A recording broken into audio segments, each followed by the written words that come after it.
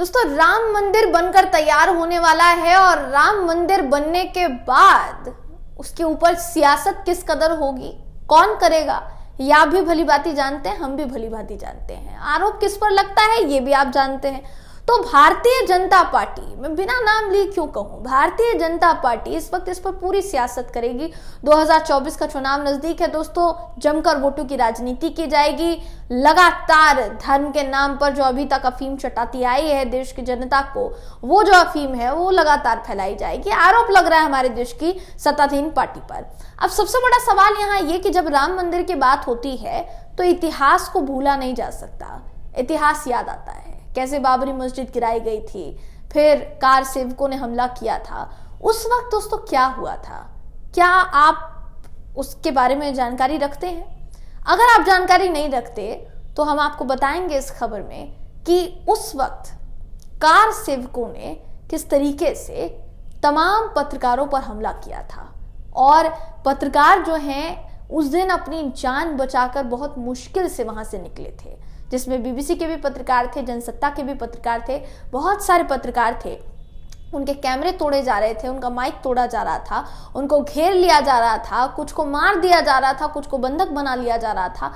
इतना खौफनाक मंजर, अगर आप इतिहास में पीछे जाएंगे तो आपको समझ में आएगा कि राम मंदिर आज जिसकी तारीफ करता कोई नहीं थक रहा है और हर कोई उस पर राजनीति करने में लगा हुआ है। असल में उस वक्त हुआ क्या था जब राम मंदिर की चर्चा देश में शुरू पर थी। तो मैं इस खबर में आपको बताऊंगी कि क्या हुआ था मीडिया कर्मियों के साथ, खासकर बीबीसी और जनसत्ता के पत्रकारों के साथ। दोस्तों नमस्कार, मेरा नाम है जयंती झा और आप देख रहे हैं TV10 भारत। दोस्तों बिना देर के आपके स्क्रीन पर एक खबर मैं आपको दिखा रही हूँ। जनसत्ता की ही एक खबर है जिसका कहना है कि 22 जनवरी को राम मंदिर की प्राण प्रतिष्ठा का कार्यक्रम होने वाला है। कार्यक्रम में प्रधानमंत्री नरेंद्र मोदी जी समेत विदेश के मेहमानों को न्योता दिया गया है।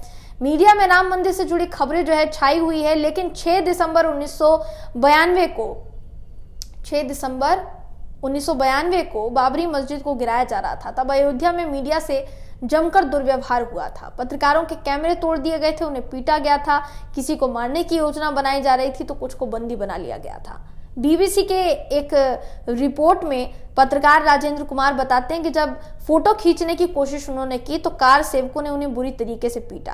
पिटाई से उनका जबड़ा टूट गया था। राजेंद्र कुमार राष्ट्रीय सहारा में तब काम करते थे। जन मोर्चा की पत्रकार सुमन गुप्ता दावा करती हैं कि रिपोर्टिंग के दौरान उन्हें चाकू मारने की कोशिश की गई थी, उनके कपड़े फट गए थे, कार की डिक्की में छिपकर वहां से वो भागी थी। 6 दिसंबर के विध्वंस को सबसे पहले बीबीसी ने रिपोर्ट किया था और बीबीसी के पत्रकार मार्क टुली ने हाफ पोस्ट को दिए इंटरव्यू में पूरे घटनाक्रम के बारे में बताया कि उस दिन उनके साथ क्या क्या हुआ था। तो क्या गलती कर दी थी मार्क ने जिसकी वजह से उन्हें कहीं ना कहीं उनकी जान पर बनाई। तो मार्क टुली बाबरी विध्वंस की घटना से एक दिन पहले अयोध्या पहुंचे थे। विवादित स्थल के आसपास लगातार एक बड़े बड़े विशाल शिविर लगाए जा चुके थे। बीबीसी के पत्रकार बताते हैं कि मुझे पता चला कि वहां लोग मीडिया पर भड़के हुए हैं। मीडिया से उनको खासी नाराजगी है और खासकर बीबीसी से तो उनको बहुत ज्यादा नाराजगी है। बीबीसी ने कुछ दिन पहले दंगे की खबर चलाई थी जिसमें आर्काइव फुटेज का इस्तेमाल किया गया था, लेकिन ये बात साफ नहीं की गई थी कि फुटेज पुरानी है। तो ऐसा लग रहा था मानिए हालिया दंगे की फुटेज है। यही वजह थी कि प्रेस विशेषकर बीबीसी के प्रति काफी दुर्भावना थी। मार्क टुली मानते हैं कि आर्काइव फुटेज वाले मामले में बीबीसी से गलती हो गई थी। मीडिया के खिलाफ माहौल को देखकर मार्क टुली ने भाजपा नेता लालकृष्ण आडवाणी को खोजने की कोशिश की। अब होता यह है कि जब आरएसएस के नेता से वो मिले, क्योंकि आडवाणी जी उनको मिले नहीं तो आरएसएस के एक नेता से मिले। अब आरएसएस के नेता से जब उन्होंने वो मिले तो उन्होंने कहा कि बहुत गलत हो रहा है कि आपके लोग प्रेस को धमकी दे रहे हैं और इससे आगे चलकर और ज्यादा परेशानी बढ़ सकती है। और सबसे बड़ी बात है, जब मार्क टुली आरएसएस के नेता से मिले तो उनको एक चीज याद थी कि लालकृष्ण आडवाणी ने उनसे कहा था कि सुप्रीम कोर्ट से वादा किया है हमने कि आपको कुछ नहीं होगा, ना आरएसएस के लोग आपको कोई नुकसान पहुंचाएंगे, क्योंकि आरएसएस एक अनुशासित संगठन है। तो मार्क टुली ने 6 दिसंबर की सुबह में जो रिपोर्ट भेजी उसमें नहीं बताया कि कुछ बुरा होने वाला है, लेकिन दोपहर तक तस्वीर बिल्कुल बदल गई। डाकघर से भेजी बाबरी विध्वंस की खबर। मार्क टुली फैजाबाद से अयोध्या पहुंचे तो देखा कि सब कुछ शुरू हो चुका है। उन्होंने कहा कि मैं उस इमारत में था जब समारोह होने वाला था। हमने समारोह शुरू होते देखा। समारोह स्थल पर केसरिया पट्टी बांधे हुए बहुत सारे युवक वहां पर पहुंचे हुए थे। लोगों को अंदर जाने से रोकने की कोशिश की जा रही थी, लेकिन अचानक भीड़ बैरियर तोड़कर अंदर घुस गई। हमने देखा कि जहां हम थे वहां बाईं ओर से लोगों की एक भीड़ मस्जिद की ओर बढ़ रही थी। उन्हें पुलिस बैरियर को तोड़ते हुए देखा गया। पुलिस उनका बिल्कुल भी विरोध करती नजर नहीं आई। वही दोस्तों जो सब कुछ आपको थोड़ा सा मैच लग रहा होगा गोधरा में जो हुआ था, आपको थोड़ा सा मैच लग रहा होगा। बीबीसी पत्रकार कहते हैं कि ये लोग पूरी मस्जिद में इकट्ठा होने लगे। कोई टेलीफोन तार नहीं था, सब कुछ बंद कर दिया गया था।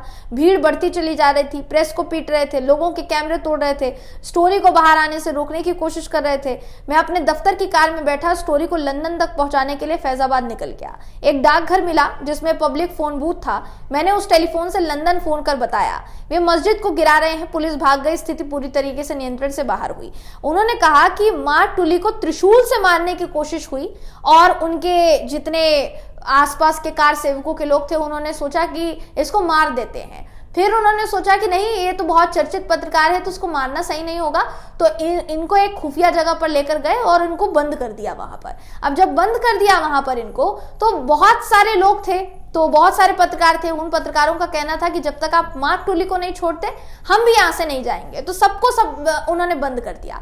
अब जब सबको बंद कर दिया तो बाद में बताया गया कि एक अधिकारी आए और उन्होंने उनको किसी तरीके से वहां से बाहर निकाला, क्योंकि वो जितने भी लोग थे वो उनको मारने पर उतारू हो गए थे। दोस्तों पुलिस वाले जितने भी थे वो चले गए थे, लेकिन एसडीएम रैंक का एक अधिकारी वहां पर पहुंचा था और उसने सुना कि उन्हें बंद कर दिया गया है, तो वो किसी तरीके से इन लोगों को छुड़ा पाने में कामयाब साबित हुआ। तो कुल मिलाकर अगर कहा जाए तो राम मंदिर पर तो सबकी नजरें जाती हैं, लेकिन राम मंदिर बनने से पहले क्या क्या हुआ, पत्रकारों के साथ क्या क्या हुआ, सबके साथ क्या क्या हुआ, इस पर नजरें बहुत कम जाती है दोस्तों। उस पर भी नजर जानी चाहिए, इसलिए हमने आपको ये पूरी खबर बताई है। इस पूरी वीडियो को लेकर आप क्या सोचते हैं, आपकी क्या राय है, कमेंट करके हमें जरूर बताइएगा। वीडियो अगर आपको पसंद आया हो तो वीडियो को लाइक कीजिए, शेयर कीजिए, चैनल को सब्सक्राइब करना बिल्कुल भी ना भूलें। फिर मुलाकात होगी आपसे अगली वीडियो में, तब तक के लिए नमस्कार।